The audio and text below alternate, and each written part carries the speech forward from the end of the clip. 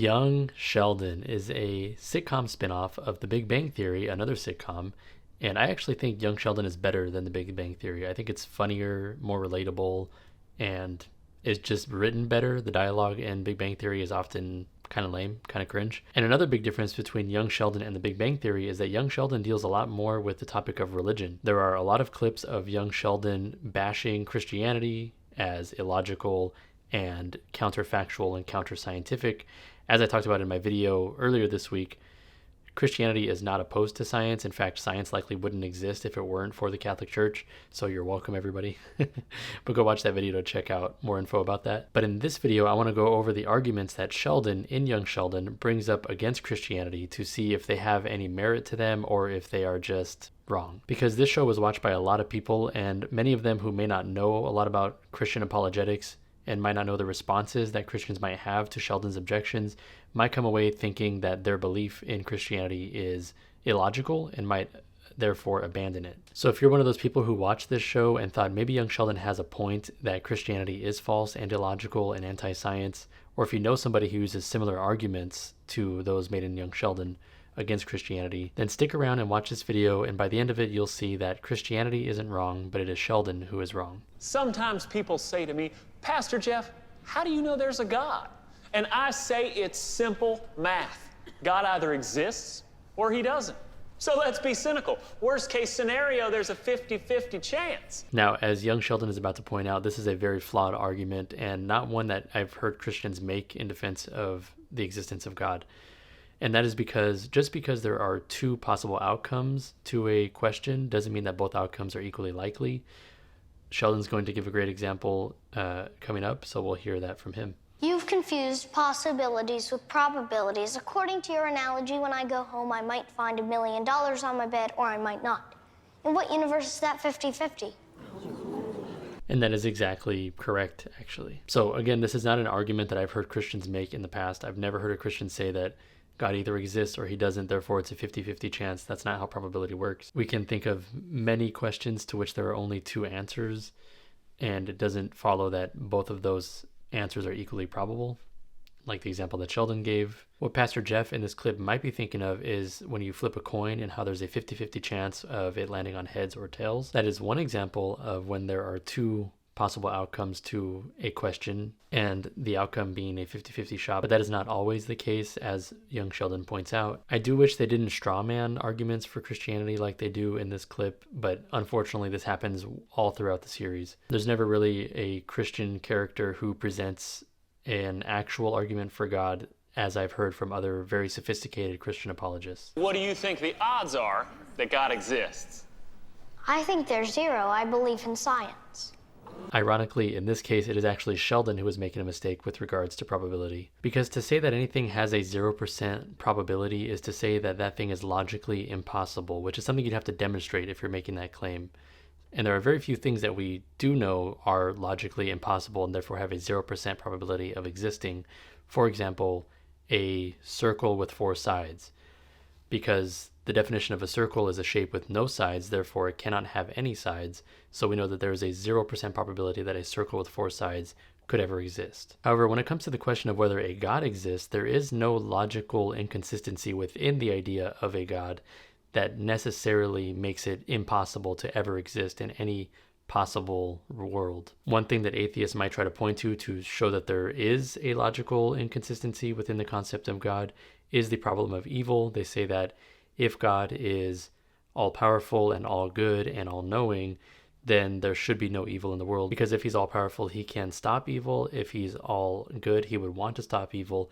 And if he's all-knowing, he would know about all the evil in the world. However, this simply doesn't work, because it's really easy to defeat a claim that two things are logically contradictory. We would only need to posit one possible scenario that can harmonize these two things coexisting, and the necessary logical contradiction is defeated. And when it comes to the question of God and evil both existing at the same time, all we would need to posit is that there was some reason that God, even though he knows about evil, even though he has the power to stop evil, and even though he would want to stop evil, would still permit evil for the purpose of some greater good that only he knows about. Now, you don't necessarily have to like that answer, but the fact that it is logically possible defeats the claim that there is a necessary logical contradiction between the existence of God and the existence of evil. Therefore, young Sheldon is wrong when he claims that there is a 0% possibility that God exists, because he hasn't demonstrated how the existence of a God is logically impossible, and all atheistic attempts to do so fail. I think science and religion can go hand in hand.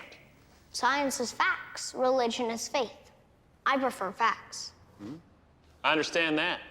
Here's a cool fact for you. A lot of famous scientists believed in God.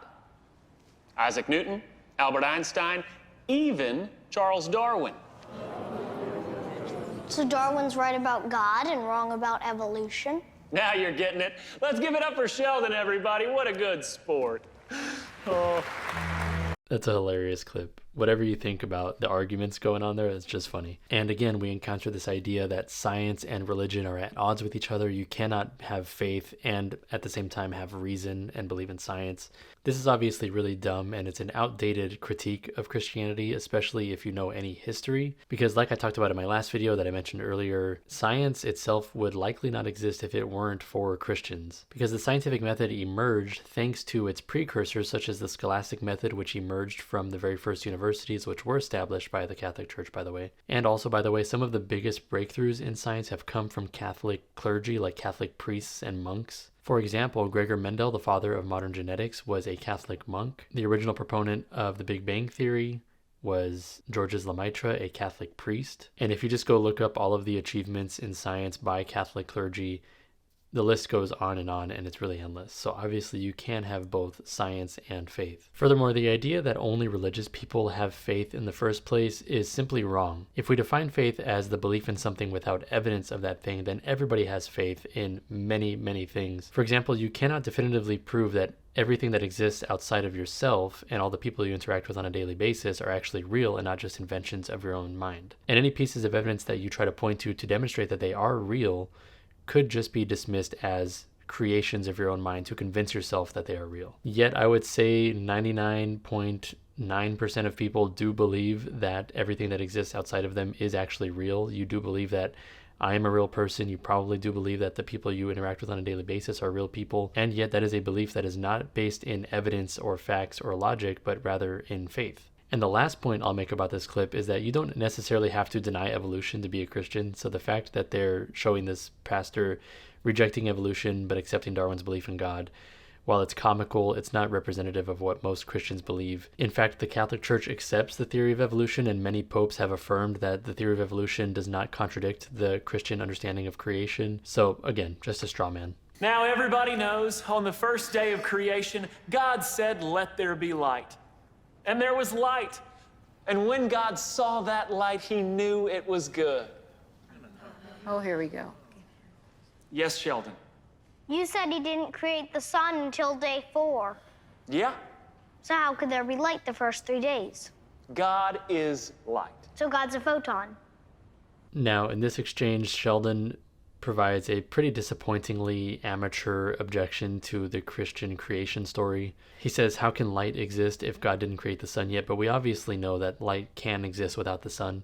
Now, you might say that how could there be reference to days before the sun was created? Because the way that we measure days and nights is using the sun and the moon. So if God didn't create the sun yet, how could he say he's on day 4 or day X? However, in other parts of the Bible, we see that God experiences time in a much different way than we do. For example, some verses like Psalm chapter 90, verse 4 says, "For 1,000 years in your sight are but as yesterday when it is past, or as a watch in the night." So the fact that God is speaking in terms of days, even though there is no sun or moon yet, could just be his way of helping us understand what he's trying to convey using our language, rather than trying to describe a literal number of days. And this is why most Christians don't think that the world was actually created in 7 literal days. The first day had just begun.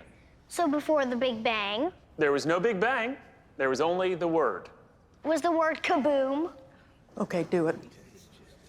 Now, again, a straw man, the Big Bang is not contradictory to Christianity and the Christian idea of creation. In fact, like I mentioned earlier, the Big Bang was first proposed by a Catholic priest. And in fact, he was mocked by secular scientists who said that no, the universe is static, the universe is not expanding. And Einstein even called his physics, quote, atrocious. And it wasn't until actual observations through the Hubble telescope, which proved that the universe was expanding, when everybody just had to accept that this Catholic priest was actually right about the Big Bang Theory.